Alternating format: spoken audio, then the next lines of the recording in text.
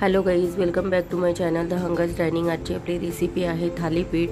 बऱ्याचदा आपल्याला प्रश्न पडत असतो की भाजी नसल्यास आपण काय करावे, तर ही थालीपीठची रेसिपी तुम्ही नक्की करून बघा। इथे भाजणीचा वापर न करता कणिक आणि बेसनाचा आपण इथे थालीपीठ करणार आहे। चला तर बघूया।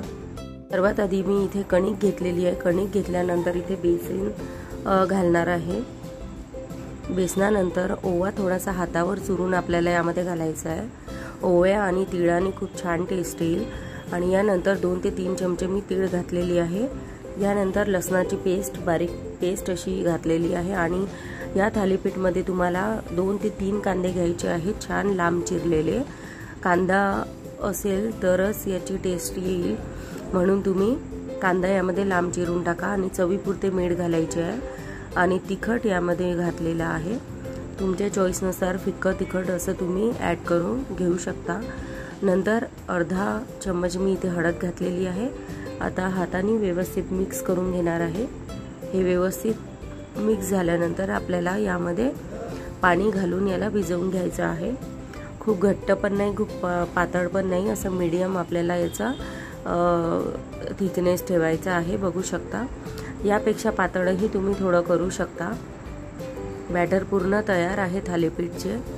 एखाद्या वेळेस आपल्याकडे भाजी नसते, सुचत नाही काय करावे, तर तुम्ही ही रेसिपी करून बघा, तुम्हाला नक्की आवडेल। आता लोखंडाच्या तव्याला मी आधी तेल लावून घेतलेलं आहे। यानंतर साधारण 2 चम्मच मी यामध्ये थालीपीठचं बॅटर घातलेलं आहे। आणि कोथिंबीर पण तुम्हाला यामध्ये घालायचं आहे। कोथिंबीरने पण छान टेस्ट येईल। आणि असं पाण्याचा हात घेऊन याला व्यवस्थित असं हाताने फैलवून घ्यायचं आहे। खूप छान आणि टेस्टी थालीपीठ बनतात। तुम्ही निर्लेपच्या तव्याऐवजी लोखंडाच्या तव्यावरच हे थालीपीठ करा, जास्त चांगलं लागेल। अशा पद्धतीने मी हे थालीपीठ छान पसरवून घेतलेलं आहे, बघू शकता। अगदी चांगल्या पद्धतीने पाण्याचा हात घेऊन आपल्याला असं पसरवून घ्यायचं आहे।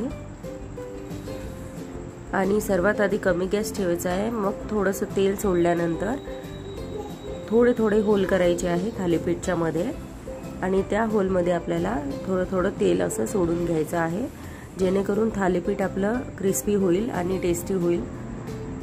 यानंतर थोडा मीडियम फ्लेम करून हे थालीपीठ मी सराट्याच्या साहाय्याने असं पलटवून घेणार आहे। दुसऱ्या साइडने पलटवून घेणार आहे। बघू शकता, असा कलर आलेला आहे। थोडा गॅस कमी जास्त करून तुम्ही याला क्रिस्पी करू शकता। परत मी यावर तेल सोडून घेतलेलं आहे। आणि आपलं थालीपीठ इथे मस्तपैकी रेडी झालेलं आहे। परत थोडंसं क्रिस्पी करत आहे। आणि या थालीपीठासोबत तुम्ही शेंगदाण्याची चटणी किंवा लाल ठेचा किंवा थोडंसं तेल घालून पण तुम्ही हे थालीपीठ खाऊ शकता। खूप छान आणि टेस्टी आणि सोपी ही रेसिपी आहे। घरी नक्की ट्राय करून बघा। आणि ही रेसिपी तुम्हाला कशी वाटली मला कमेंट बॉक्समध्ये नक्की सांगा। आणि ही रेसिपी जर तुम्हाला आवडली असेल तर माझ्या चॅनलला लाईक, शेअर आणि सबस्क्राईब नक्की करा। थँक्यू।